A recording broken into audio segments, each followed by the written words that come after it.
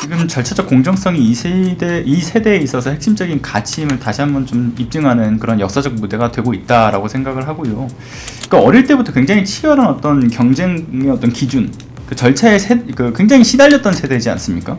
근데 정작 현실에서는 민주주의가 무력화될 수 있다. 우리가 최후의 보루라고 믿었던 행정적 절차에서부터 이렇게 공정하지 못하다라는 것을 인식하게 되는 순간 이런 분노가 표출될 수밖에 없다라는 생각이 좀 듭니다. 왜냐하면 당장의 수능 0.1점만으로도 이게 당락이 결정되고 서류 한 장 차이로 취업이 결정되는 시대에 살고 있지 않습니까? 그런데 민주주의의 가장 기본적인 절차인 이런 어떤 투표 용지가 모자라다라는 거, 이게 사실 2026년 대한민국에서 가능한 일인가, 이거 자체가 황당한 거죠. 그리고 이게 단순한 행정적 실수라고 보는 것이 아니라 정말 내가 목숨을 걸고서 지킨 규칙들, 가장 믿어왔던 독립적 헌법기관인 선관위에서부터 그것이 지켜지지 않았다라는 배신감이 깔려 있는 거라고 보고요. 그래서 이게 좌우를 가리지 않고 다양한 성향을 가진 분들이 참정권을 보장받기 위해서 현장에 나선 거라고 봅니다. 그리고 알겠습니다. 지금 2030이 정치권의 화두인 또 다른 이유가 있는데 이거는 잠실 개표소 집회 때문인 것 같습니다. 올림픽공원에서 2030 주도로 집회가 이루어지고 있고 또 그 이전에는 수많은 대학이 총학생회 명의로 시국선언을 내기도 했습니다. 지금 이제 집회하시는 분들은 여야 구분이 없다 이렇게 말씀을 하고 계시는데 이렇게 청년층이 투표용지 사태를 두고 분개하고 행동까지 나서는 이유가 뭐라고 보시는지 먼저 부의장님. 그러니까 지금 절차적 공정성이 이 세대에 있어서 핵심적인 가치임을 다시 한번 좀 입증하는 그런 역사적 무대가 되고 있다라고 생각을 하고요. 그러니까 어릴 때부터 굉장히 치열한 어떤 경쟁의 어떤 기준, 그 절차에 굉장히 시달렸던 세대이지 않습니까? 근데 정작 현실에서는 민주주의가 무력화될 수 있다. 우리가 최후의 보루라고 믿었던 행정적 절차에서부터 이렇게 공정하지 못하다라는 것을 인식하게 되는 순간 이런 분노가 표출될 수밖에 없다라는 생각이 좀 듭니다. 왜냐하면 당장의 수능 0.1점만으로도 이게 당락이 결정되고 서류 한 장 차이로 취업이 결정되는 시대에 살고 있지 않습니까? 그런데 민주주의의 가장 기본적인 절차인 이런 어떤 투표 용지가 모자라다라는 거, 이게 사실 2026년 대한민국에서 가능한 일인가, 이거 자체가 황당한 거죠. 그리고 이게 단순한 행정적 실수라고 보는 것이 아니라 정말 내가 목숨을 걸고서 지킨 규칙들, 가장 믿어왔던 독립적 헌법기관인 선관위에서부터 그것이 지켜지지 않았다라는 배신감이 깔려 있는 거라고 보고요.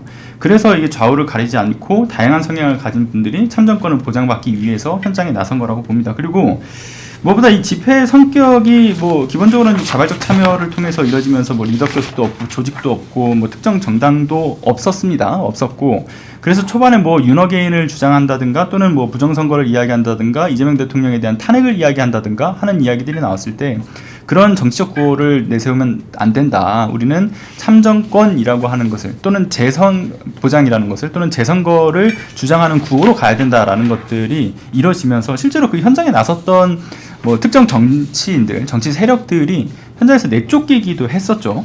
그러니까 이런 것들을 보게 되면 이 새로운 세대가 지금의 이 또 다른 민주화 운동적 정치적 경험을 하고 있다라고도 생각이 들고, 물론 최근에 또 다시 변질될 수 있는 어떤 우려점들이 발생하고 있긴 합니다. 최근에 그 주니어 핸드볼 그 여성 선수들이 양말까지 벗어서 확인해야 된다라는 정말 충격적인 사실이 드러나기도 했었고, 또는 기자를 폭행하는 사건도 드러나기도 했었고, 이런 이 어떤 집회의 성격이 지금 변질될 수 있는 우려, 폭력적이고 또는 잘못된 어떤 정치적 구호가 등장할 수 있게 되는 우려들이 좀 등장을 하고 있습니다만, 이 이후에 하루 이틀 사이에 좀 어떻게 변화될지는 모르겠습니다. 근데 기존에 자신들의 그 참정권 보장을 내세웠던 그 어떤 중도 또는 일반 시민들의 그 참여가 이 이후에는 멀어질 가능성도 배제할 수는 없고, 그리고 오히려 더 소수의 집단화 또는 시위화 될 수 있다는 생각이 들어서 조금 더 두고 봐야 된다고 보고요. 다만 말씀 주셨던 것처럼 촉발된 원인이 무엇인가를 두고 보면 사법부에 대한 불신이 기본적으로 장착되어 있었고, 근데 그런 사법부가 이 선관위 수장을 또 임명하고 또 이후에 관련된 문제가 촉발됐던 적이 있었지 않습니까? 인천 민추홀구에서 투표함 3개가 사라졌던 사건, 그 사건에 대한 것도 최종적인 판단을 또 법원이 하고, 근데 이 사법 불신과 선관위의 불신이 같이 또 이렇게 짬짬이가 되면서 결과적으로는 아무도 책임지지 않는 이 성역에 대한 문제가 이후에도 계속 촉발될 수밖에 없었다, 이렇게 생각이 듭니다. 네, 대변인님. 네, 저는 이 이슈에 대해서 이제 막 생긴 것처럼 깜짝 놀라는 기득권들을 보고 제가 더 놀랐는데요. 사실 탄핵 반대를 했던 주요 어젠다가 탄핵 반대를 했던 청년들의 주요 어젠다가 선관위 문제가 있었습니다. 선관위 문제를 지적하고 부정선거 문제를 지적하는 그 목소리가 탄핵 반대의 한 줄기였었기 때문에 거기에서 연장선상에서 지금도 문제 제기를 하시는 분들이 많기 때문에 그 주류 세력들이 태극기를 들고 그 자리에 참석한 2030 청년들인 것이고 그 자리에서 스탑 더 스틸의 구호를 외치든 윤어게인의 구호를 외치든 저는 그것은 개인의 자유라고 생각을 합니다.